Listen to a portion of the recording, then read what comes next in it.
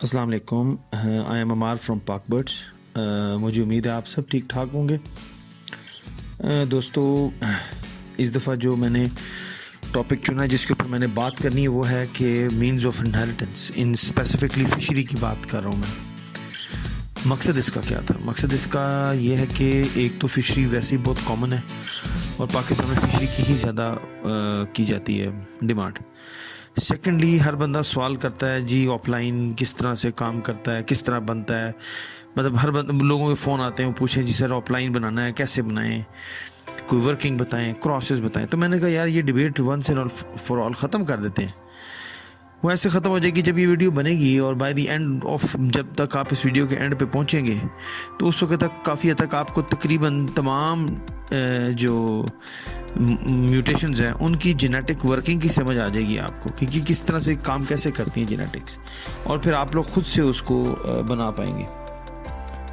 तो इस वजह से मैंने ये टॉपिक चुना ताकि आप लोग जो ख़ास तौर पे जो नए लड़के हैं, नए फैंसियर्स हैं, उन लोगों को आसानी हो म्यूटेशंस को समझने में और म्यूटेशंस के ऊपर जो कैलकुलेशंस हैं वो करने में, ताकि पता लगे यूविंग कैसे बनाना है, ऑफलाइन कैसे बनाना है और तमाम ये म्यूटेशंस किस तरह से ट्रांसफ़र होती हैं एक बर्ड से दूसरे बर्ड में। तो चलें फिर आए देखते हैं कि सीक्वेंस क्या होगा मेरी इस प्रेजेंटेशन। कह लें आप, इसकी क्या सीक्वेंस होगा। एक इनफॉर्मल सी प्रेजेंटेशन होगी और सबसे पहले मैं सर आप सबको जनाब बताना चाहूँगा कि सेल्स क्या होते हैं, क्रोमोसोम्स क्या होते हैं। ये बिल्कुल एक बेसिक बिल्डिंग ब्लॉक है आपके नॉलेज के लिए। जब तक आपको सेल्स और क्रोमोसोम्स की समझ नहीं आएगी आप आगे चल नहीं सकेंगे। फिर उसके सेकंड पार्ट में मैं कोशिश करूंगा कि आप लोगों को समझाया जाए कि जब दो बर्ड्स का क्रॉस होता है तो किस तरह जो है उनकी क्रोमोसोम्स की वर्किंग किस तरह से होती है और किस तरह से नए बच्चे बनते हैं और किस तरह से वो आगे चलते हैं उसको लेके, उनकी लेगेसी को लेके। थर्ड, फिर हम उसको देखेंगे जी मोड ऑफ इनहेरिटेंस, मतलब जब क्रॉस हो रहा है तो वो आगे बच्चों में कैसे अपनी जो म्यूटेशन है वो ट्रांसफ़र कैसे करे। उसके बहुत से मीन्स होते हैं जिससे वो ट्रांसफ़र करते हैं अपनी जीन्स या अपनी म्यूटेशंस, जैसे यूविंग हो गया, जैसे ऑफलाइन हो गया। वो 4 किस्म के मेजर मीन्स हैं। वो फिर मैं उसके बाद बारी बारी उनको एक्सप्लेन करूँगा। सबसे पहले मैं डोमिनेंट को एक्सप्लेन करूँगा, उसमें आपको एक एग्जांपल भी दूंगा जिसमें ग्रीन और ब्लू की एग्जांपल से आपको समझाऊंगा कि डोमिनेंट किस तरह से काम करता है। सेकंड पे फिर हम उसके बाद ऑटोसोमल रिसेसिव पे आ जाएंगे, उसमें मैं फिर इनोजीन की एग्जांपल दे दूंगा। फिर उसके बाद हम इनकम्प्लीट डोमिनेंट पे आएंगे जो कि जिसकी मैंने एग्जांपल डार्क फैक्टर से दी हुई है। और last but not the least, जिसके सबसे ज़्यादा आप लोग शौकीन हैं, that is sex linked recessive. उसकी एग्जांपल इंशाल्लाह मैं ऑफलाइन से दूंगा, सो दैट उसमें आपको नंबर ऑफ पेयरिंग्स बताऊंगा जिससे आपको पता लग जाएगा कि ऑफलाइन की सबसे अच्छी पेयरिंग कौन सी है। तो अच्छा दोस्तों, सबसे पहले हम बात करेंगे सेल्स और क्रोमोसोम्स की, ताकि आपको बिल्कुल बेसिक चीज़ से हम बता सकें कि जी सेल्स और क्रोमोसोम्स होते क्या हैं। आपको पता है कि एक जो जानवर है या जो चरिंद परिंद हैं, इंसान है, उनकी बॉडी जो है ना एक सेल से बनी हुई है। ठीक है, बिलियंस मिलियंस लाखों करोड़ों सेल्स होते हैं आपकी बॉडी के अंदर, जो कि ऐसा से नज़र नहीं आते, माइक्रोस्कोप से नज़र आते हैं। उन्हीं सेल्स की बेसिस पे आपकी बॉडी बनी हुई है। ये जो सेल्स होते हैं इनके अंदर इंसान के क्रोमोसोम्स होते हैं। ठीक है जनाब, और यही जो क्रोमोसोम्स होते हैं ये भी आपको मैं आगे बताऊंगा कि हम डिनोट कैसे करेंगे इनको। इन्हीं क्रोमोसोम के ऊपर आपका बेसिकली बर्ड का जेनेटिक मेकअप लिखा होता है। जेनेटिक मेकअप मतलब कि वो बर्ड क्या क्या चीज़ कैरी कर रहा है। ठीक है भाई, मैं अगर इंसान हूँ तो भाई मेरे क्रोमोसोम पे लिखा होगा कि भाई इसका रंग व्हीटिश है, इसकी आंखें काली हैं, इसके बाल लंबे मतलब घने हैं या घुंघराले हैं। ये सारी चीज़ें आपकी क्रोमोसोम के ऊपर डीएनए में लिखी हुई होती हैं। इसका कद 6 फुट है, होगा 5 फुट होगा, तो ये आपकी चीज़ें ऑलरेडी आपके क्रोमोसोम्स के अंदर या आपके सेल्स के अंदर जो क्रोमोसोम का पेयर होता है उसके ऊपर लिखी हुई होती हैं। इसी तरह बर्ड के अंदर यही चीज़ें लिखी होती हैं, वेदर ये बर्ड ग्रीन है, ठीक है जी, लाल है, सब्ज़ है, नीला है, पीला है, जो कुछ भी है, और ये इसके अंदर कौन कौन सी म्यूटेशंस हैं, ये सारी आपके क्रोमोसोम्स के ऊपर होती है। अब बात आती है क्रोमोसोम कैसे हम डोनेट करेंगे, हम लिखेंगे कैसे, देखेंगे कैसे उसको। तो जी हर बर्ड के अंदर ये हर इंसान के अंदर। याद रखिएगा क्रोमोसोम्स हमेशा पेयर में होते हैं। पेयर मतलब जोड़ा, जिस तरह मेल फीमेल का जोड़ा होगा ना, इसी तरह क्रोमोसोम्स जो हर इंसान के अपने अंदर एक जोड़ा होता है, उसी जोड़ा के ऊपर सब कुछ लिखा गया होता है। ठीक है, 2 क्रोमोसोम्स याद रखिएगा होता है। ठीक है, जब भी लव बर्ड के अंदर मेल की अब बात करेंगे, उसके 2 क्रोमोसोम्स होंगे, मेल की, नर की। ठीक है, और 2 वो को क्या, उससे आप डिनोट किससे करेंगे, मतलब आप उससे रिप्रेजेंट किससे करेंगे, एक्स और एक्स, ये जैसे मैंने आखिर में लिखा हुआ है। मतलब 2 एक्स जो होंगे ना, वो रिप्रेजेंट करेगा एक नर को, और अगर एक्स और वाई हो जाएगा तो वो आपकी एक मादी होगी या फीमेल होगी। ठीक है जी, तो इस तरह ये एक जेनेटिक मेकअप, और इसी एक्स के ऊपर ये जो एक्सेस हैं, ये एक्स और वाई हैं, इसी के ऊपर उस बर्ड की सारी म्यूटेशंस, उस बर्ड का कलर, उस बर्ड में कोई डिफेक्ट जेनेटिकली या ब्लड में उसका डीएनए में कोई डिफेक्ट है, वो उसकी आंखों का लाल होना, उसका ओपलाइन होना, ये सब चीज़ें इन्हीं क्रोमोसोम्स के ऊपर लिखी गई होती हैं। अच्छा सॉरी, मैं शुरू में ये बताना भूल गया कि ना, ये चूंकि वीडियो काफ़ी लंबी बन रही है मेरी, तो मैं इसको 2 या 3 इंशाल्लाह पोर्शंस में अपलोड करूँगा। मैं नहीं चाहता कि आप लोग 30-35 मिनट की वीडियो सुन के बोर हो जाएं, तो मैं इसको 3 पोर्शंस में इसको डिवाइड कर दूँगा, और ताकि आप लोगों के लिए कन्वीनियंट हो इस चीज़ को समझना। अच्छा चलें, अब हम मीट की तरफ आते हैं, क्योंकि अभी तक तो बात ही मैं नहीं शुरू कर सका। सबसे पहले देखते हैं कि जी एक क्रॉस जो होता है मेल और फीमेल का, वो किस तरह से काम करता है। अब क्या आपको मैंने बता दिया कि क्रोमोसोम होते हैं, मेल के एक्स एक्स होते हैं, जैसे कि तस्वीर में आप देख रहे हैं, ऊपर वाला जो बर्ड है वो मेल है, नीचे वाली जो है वो फीमेल है। ठीक है जी, तो आप देखते हैं जब भी इनका क्रॉस होता है, हम आगे देखते हैं कि उसमें रिजल्ट्स किस तरह से बनते हैं। जब आप उन दोनों को क्रॉस कराएंगे तो आपके पास किस तरह से रिजल्ट्स आएंगे। अच्छा, अब ये देखें, सबसे पहले तो ये आपका मेल का जो एक्स है, जो पहला वाला क्रोमोसोम है, ये एरो से आपको देख सकते हैं कि एक्स जब एक्स से मिलेगा तो उसके पास ये पहला रिजल्ट आ गया। ठीक है जनाब, मेल का एक्स फीमेल के एक्स से मिला तो आपके पास एक और बर्ड आ गया जिसके ऊपर दोनों के दोनों क्रोमोसोम के ऊपर एक्स और एक्स था। तो एक्स और एक्स, जैसे कि मैंने आपको पहले बताया था, वो एक मेल होता है। ठीक है, तो ये एक मेल ऑफस्प्रिंग या मेल चिक उसके पास इस ने प्रोड्यूस कर दिया। अब इसके बाद देखें, आपके उसी मेल के उसी एक्स क्रोमोसोम ने फीमेल की जो वाई क्रोमोसोम था, क्योंकि फीमेल तो एक्स और वाई से बनती है, अब वो उसके साथ मिल गया। जब उसके साथ मिलेगा तो ये देखें एक और आपके पास आ जाएगा बच्चा, जिसके क्रोमोसोम क्या, जिसके ऊपर क्या लिखा होगा, एक्स और वाई। आपको पता है एक्स और वाई क्या होता है, ये एक्स और वाई फीमेल होती है। तो एक अभी तक हमें मेल मिल चुका है, एक हमें अभी तक फीमेल मिल चुकी है। अच्छा, अब उसके बाद उसी एक्स फीमेल का, सॉरी, अब जो उसका मेल था, अब ये देखें ये ब्लू एरो जो आ गया है, अब मेल के दूसरा एक्स जो है फीमेल के एक्स के साथ मिल गया। फीमेल में तो होता ही एक एक्स है। ठीक है, तो एक्स और एक्स मिल के एक और मेल आपको बच्चा, या मेल चिक आप कह लें उसको, या कॉक आप कह लें उसको, आपको एक और मेल बच्चा मिल गया। और आखिर में आपको मेल का जो दूसरा एक्स था वो फीमेल की वाई के साथ मिला, और आपको एक और एक्स और वाई क्रोमोसोम्स का जो पेयर का एक और बच्चा मिल गया जो कि फीमेल है। और ये हमारे पास सर इसका रिजल्ट आ गया। हमारे पास 2 मेल आ गए, ठीक है, 2 फीमेल्स आ गई। बेसिकली कहने का मतलब ये है कि 50% आपके पास कॉक्स हैं, 50% आपके पास हैंस हैं, या मेल फीमेल कह लें या नर मादी कह लें, जैसे आपको फिजिबल हो या कन्वीनियंट हो। तो सर ये बेसिकली एग्जांपल थी आप लोगों को समझाने के लिए कि क्रोमोसोम्स किस तरह से आगे बच्चों में जाते हैं। आपको देखें ये चीज़ समझ आएगी कि क्रोमोसोम्स कैसे आगे ट्रेवल करते हैं, तो फिर आप समझ पाएंगे कि म्यूटेशन, क्योंकि इन्हीं क्रोमोसोम्स के ऊपर म्यूटेशंस भी चढ़ी हुई होती हैं। तो इन्हीं क्रोमोसोम्स के साथ हम आगे एग्जांपल से आपको बताऊंगा कि म्यूटेशंस कैसे आगे बच्चों में ट्रांसफर होती हैं। अच्छा, अब हम बात कर लेते हैं मोड ऑफ इनहेरिटेंस पे। बेसिकली देखें जी, आपको क्रॉस तो समझ आ गया होता कैसे है, कि क्रोमोसोम्स कैसे ट्रेवल करते हैं। तो उन्हीं क्रोमोसोम्स के साथ जो जो म्यूटेशंस उन बर्ड्स के ऊपर होती हैं वो आगे उनके बच्चों में भी जाती हैं। अब इसके बहुत से तरीके होते हैं, मतलब ये ऐसा नहीं है कि भाई जो एक्स क्रोमोसोम के ऊपर है वो आगे चली जाएगी और आपको एक विजुअल बर्ड बन जाएगा, नहीं, ऐसे नहीं होगा।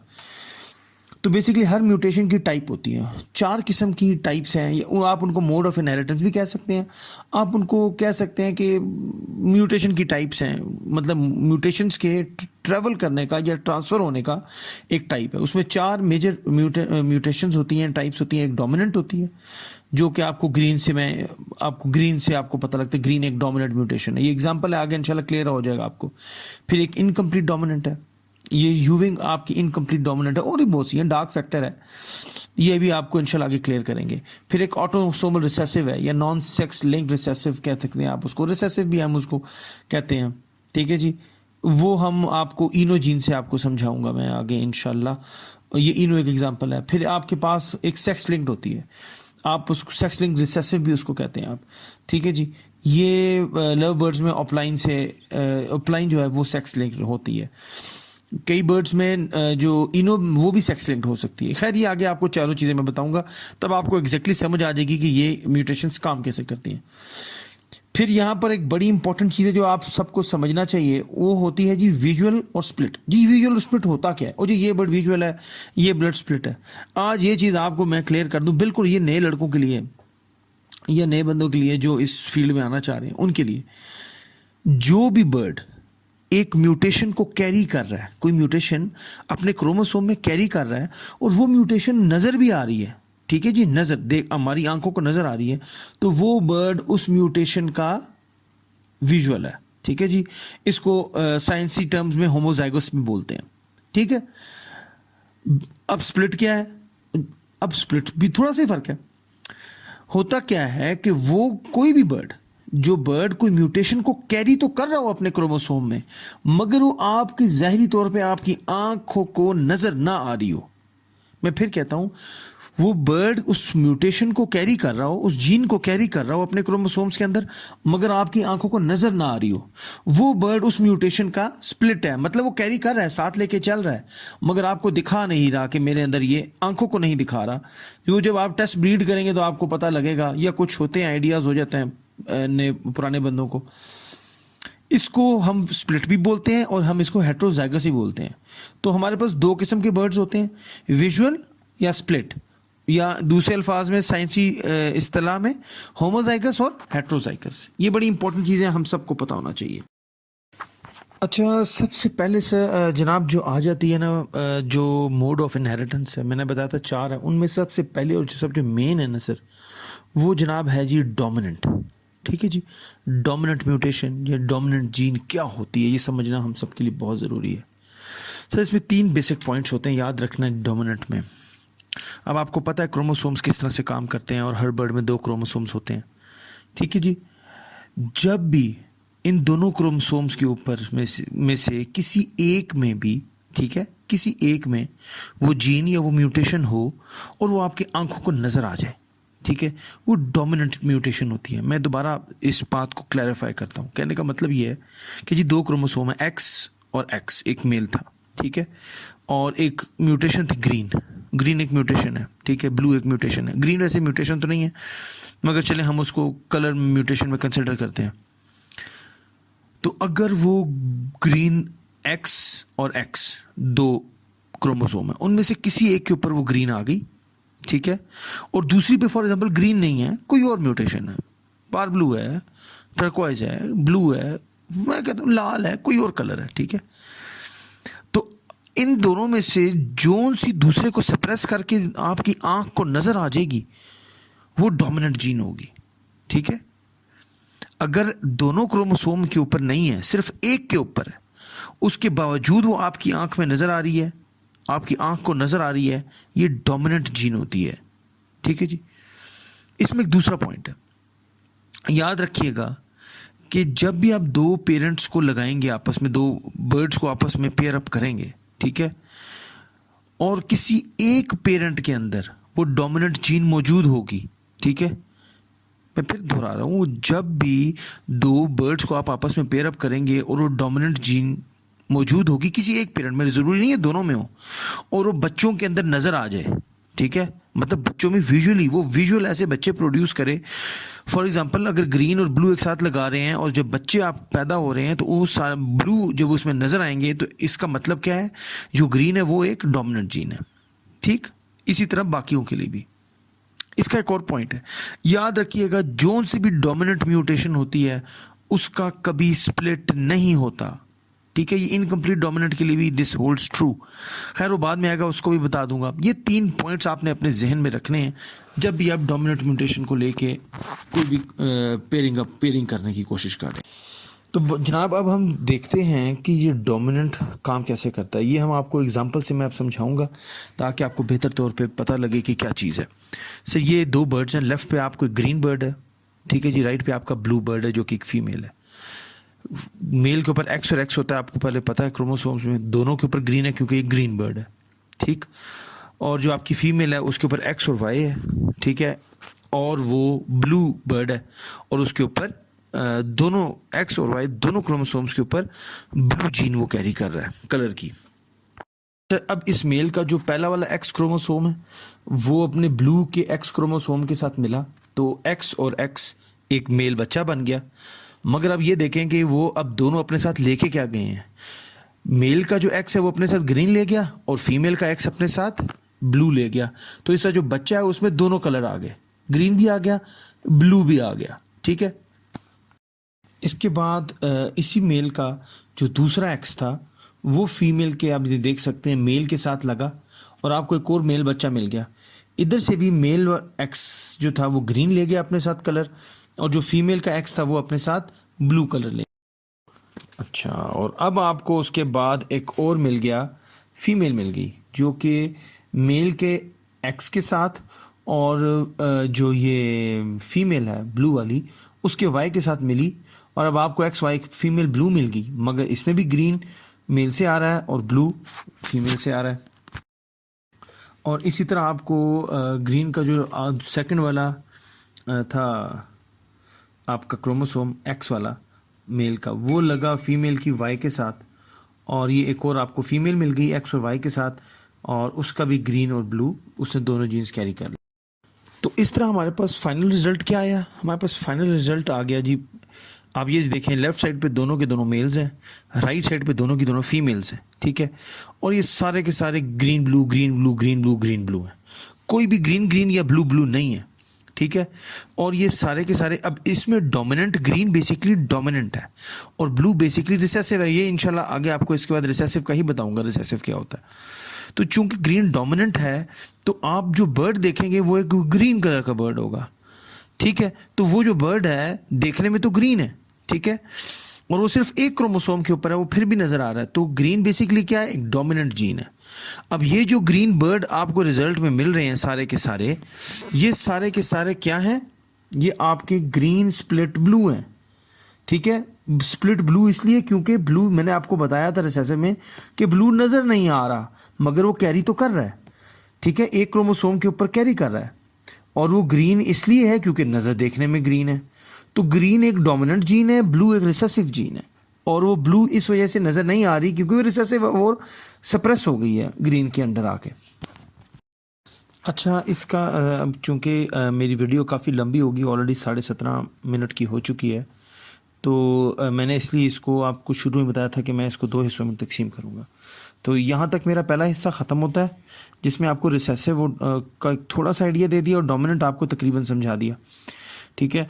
अब इसके बाद जो बेसिकली आपकी मोड ऑफ इनहेरिटेंस है उसमें 3 पोर्शंस रह गए हैं। एक रिसेसिव रह गया, एक इनकम्प्लीट डोमिनेंट रह गया, और एक आपका रह गया है नॉन सेक्स लिंक्ड रिसेसिव।